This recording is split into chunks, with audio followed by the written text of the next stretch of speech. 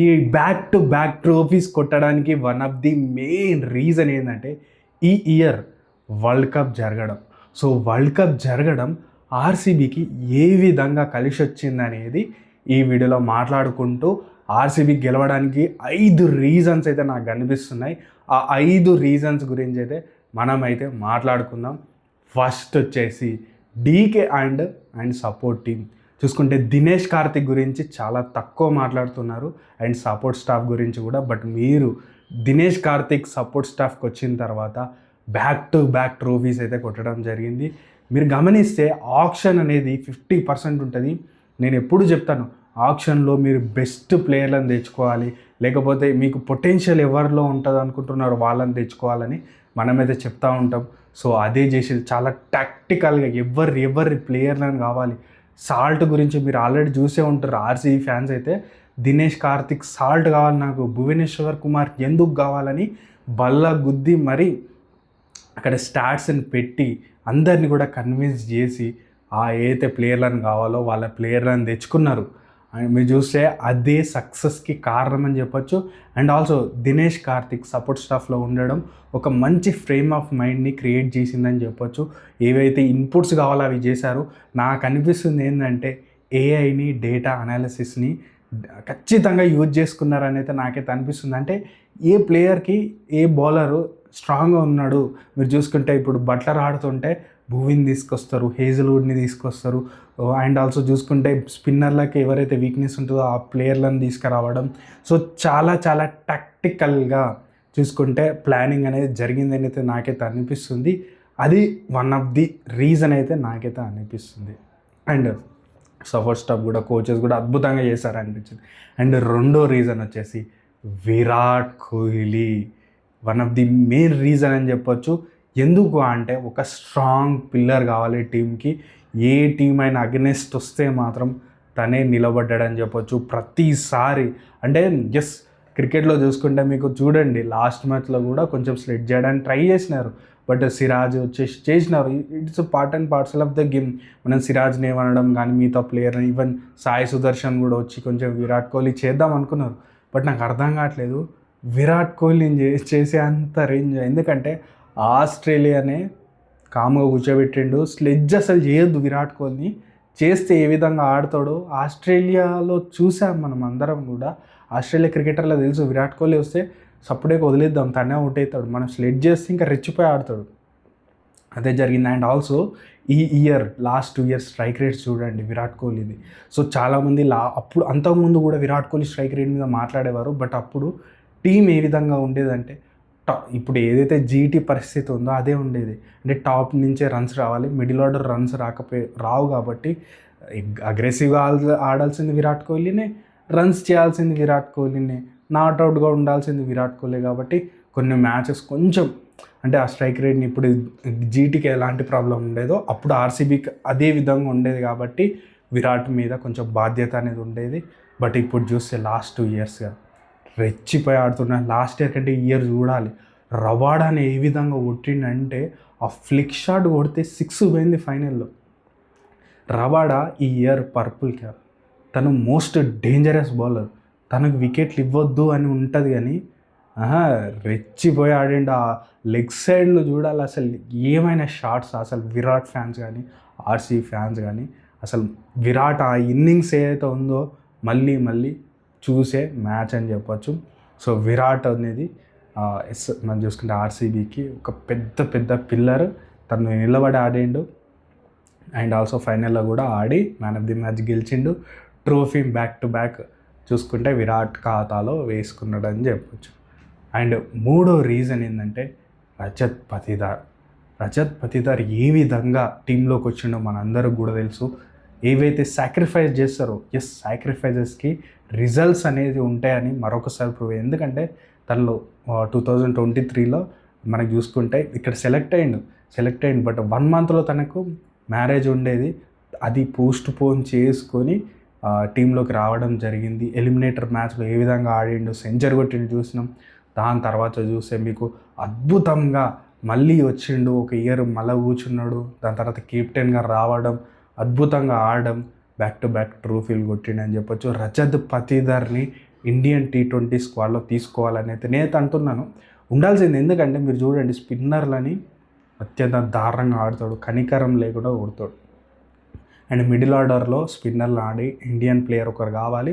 Captaincy material కూడా రావాల్సింది. Back to back trophies కొట్టినాక కూడా ఇండియన్ టీంలో మేము తీసుకోము అంటే నాకైతే అర్థమైతే కావడం లేదని చెప్పొచ్చు.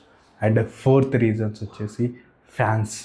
మీరు చాలా ఫ్రాంచైజీకి చాలామంది ఫ్యాన్స్ ఉంటారు, కానీ మనం చూసుకుంటే ఆర్సీబీ టీంకి వచ్చేసరికి 17 ఇయర్స్ వాళ్ళకి ట్రోఫీ లేదు. మీరు గమనించండి, ఒక టీంకి 17 ఇయర్స్ వాళ్ళు ఎన్ని బాధలు పడ్డారు.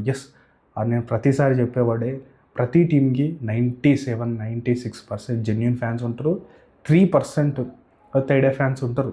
సో వాళ్ళ వల్ల ఈ 97కి చాలా ఇబ్బందులు పడితే అది ఏ టీంకైనా సరే, ఏ ప్లేయర్కైనా అని చెప్తారు. బట్ ఈ లాయల్గా ఉన్న ఫ్యాన్స్ 17 ఇయర్స్ ప్రతి ఒక్క టీం నుంచి అరే మీకు కప్పు లేదురా అని ఎన్నిసార్లు ఎన్ని వీడియోలలో ట్రోల్ చేసినారు. చాలామంది ఇన్ఫ్లుయెన్సర్లే ఇప్పుడు చాలా చాలా దారుణంగా ట్రోలింగ్ అనేది చేస్తున్నారు టీమ్స్ని. అది చాలా అంటే చూసుకుంటే ఒక బ్యాడ్ ఎన్విరాన్మెంట్ క్రియేట్ చేస్తున్నారు ఇన్ఫ్లుయెన్సర్స్ కూడా. బట్ 17 ఇయర్స్ వాళ్ళు ఏదైతే పడ్డారో దానికి ఒక బ్యాక్ టు బ్యాక్ ట్రోఫీస్ రావడం ఖచ్చితంగా వాళ్ళకైతే చాలా రిలీఫ్ ఇస్తుంది. వాళ్ళు కూడా సెలబ్రేషన్ చేసుకోండి. నేను మళ్ళీ చెప్తున్నాను, ఇది అందరి ఫ్యాన్స్ కూడా అబ్యూజివ్గా అయితే మాట్లాడుకోకండి, అబ్యూజివ్ వర్డ్స్ వాడకండి. మీకు కావాలంటే బ్యాక్ టు బ్యాక్ ట్రోఫీస్ వచ్చినాయి మాకు కొంచెం ఫన్ వేలో చేసుకోండి తప్పించి అబ్యూజివ్గా చేయడం అయితే ఆపేసేయండి. సో సెలబ్రేషన్స్ కూడా మంచిగా చేసుకోండి. ఆ 3% ఫ్యాన్స్ని కంట్రోల్ చేయడానికి 97% కూడా ప్రతి టీం కూడా సపోర్ట్ చేయాలని నేనైతే అనుకుంటున్నాను. అండ్ లాస్ట్ 5వ పాయింట్ వచ్చేసి వరల్డ్ కప్ గెలవడం. ఇండియా గెలవడం. మీరు చూసుకుంటే ఇండియా టీంలో ఎవ్వరు కూడా ఆర్సీబీ టీం మెంబర్స్ లేరు మీరు గమనిస్తే. సో వీళ్ళకి ఒక ఎక్స్ట్రా టైం అనేది లభించిందని చెప్పొచ్చు. ప్రిపరేషన్స్ ముందుగానే స్టార్ట్ చేసుకున్నారు. విరాట్ కానీ లేకపోతే మీరు చూడండి ఎవ్వరు కూడా వరల్డ్ కప్ టీంలో లేరు. సో వాళ్ళకు మంచి ప్రిపరేషన్ అనేది లభించింది. అండ్ ఇంకోటి వచ్చేసి ఇండియా వరల్డ్ కప్ కొట్టడంతో ప్లేయర్లు కూడా అన్ని టీమ్స్లో ఉన్నాడు. సంజు కానీ, అభిషేక్ కానీ, లేకపోతే మిగతా ప్లేయర్స్ అందరూ, హర్షదీప్ కానీ, బుమ్రా కానీ, వీళ్ళందరూ కూడా కొంచెం ఆఫ్ కలర్స్ కొన్ని కనిపించినాయి. తిలక్ వర్మ మీరు చూడండి, ఎందుకంటే ఆల్రెడీ వరల్డ్ కప్ కొట్టేసినప్పుడు ఒక ఎవరెస్ట్ ఎక్కినట్టే వరల్డ్ కప్ కొట్టడం అనేది వాళ్ళ లైఫ్లో. అందరికి కూడా అదే ఉంటుంది డ్రీమ్. దాని తర్వాత వెంటనే ఐపీఎల్ ఉండడంతో ప్లేయర్లందరికీ కూడా అంటే మళ్ళీ ఒక ఎనర్జీని తీసుకొని రాడి, ఒక మైండ్ సెట్ని సెటప్ చేసుకొని మళ్ళీ ఒక మంచి అంటే చూసుకుంటే ట్రోఫీ కొట్టాలని ఒక మైండ్ సెట్లోకి రావడానికి చాలా టైం అనేది పడుతుంది. అండ్ ఆల్సో బ్రేక్ కూడా లేదు కాబట్టి అదొక ప్రాబ్లం అనేది టీమ్స్ ఫేస్ చేసినాయి. బట్ ఇక్కడ చూసుకుంటే ఆర్సీబీకి ఆ ప్రాబ్లం అనేది లేదు. అద్భుతంగా వాళ్ళైతే ఆ వరల్డ్ కప్ అయిపోయి ఆ టైం మొత్తం కూడా ప్రిపరేషన్ మీద పెట్టుకోవడం. సో వాళ్ళకి వచ్చేసి కలిసి వచ్చిన అంశం అని చెప్పచ్చు. అండ్ ఇంకో పాయింట్ కూడా ఉంది, అది మర్చిపోయాను. సో ఇప్పుడు చెప్తాను చూడండి. ఎవరైతే ప్లేయర్లని వదిలేసినారో మీరు చూడండి, దేవదత్ పడికల్ ఎల్ఎస్జిలో పూర్ పర్ఫార్మెన్స్ తన్ని బయటికి పంపించినారు. ఏం చేసింది ఆర్సీబీ తన టాలెంట్ని చూసి టీంలోకి తెచ్చుకుంది ఆక్షన్ టైంలో. అండ్ ఇంకోటి చూస్తే వెంకటేష్ అయ్యర్ చూసుకుంటే అన్ని క్రోర్స్ పెట్టి చేసినామో నువ్వేం పర్ఫార్మెన్స్ చేయలేదని కోల్కతా బయటికి పంపించింది. ఇద్దరు ఎలాంటి పర్ఫార్మెన్స్లు ఆడిందంటే అసలు వేరే లెవెల్ పర్ఫార్మెన్స్ ఆడింది చెప్పొచ్చు. వెంకటేష్ అయ్యర్ ఏ విధంగా ఆడింది ఈ సీజన్, తను ఏదైతే స్టార్ట్ కావాలో ఆ స్టార్ట్లు ఇప్పించినాడు. మీరు చూసుకుంటే దేవదత్ పడికల్ ఎలాంటి స్ట్రోక్ మేకర్ చూపించినాడు, తనకు రోల్ క్లారిటీ. ఇంకో పాయింట్ ఏంటంటే రోల్ క్లారిటీ అనేది ప్రతి ఒక్కరికి కూడా ఉంది. మీరు చూడండి, మీకు ఏ మ్యాచ్లలో ఏ విధంగా ఆడాలి, ఏ పిచ్లో ఏ విధంగా ఆడాలి అనేది ఆర్సీబీ చాలా మంచి అనాలిసిస్ చేసుకొని రావడం. వాళ్ళు ప్రతి మ్యాచ్ను చాలా దగ్గరగా మ్యాచ్లు గెలిచినారు.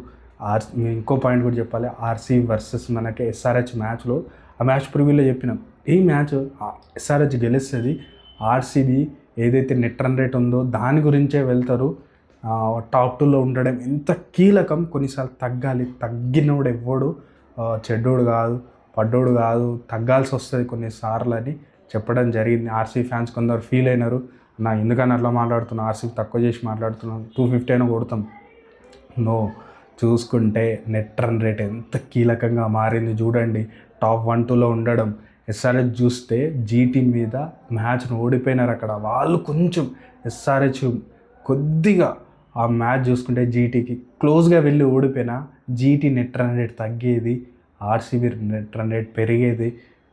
So SRH net run rate పెరిగేది, టాప్ 2లో ఎస్ఆర్హెచ్ ఉండేది.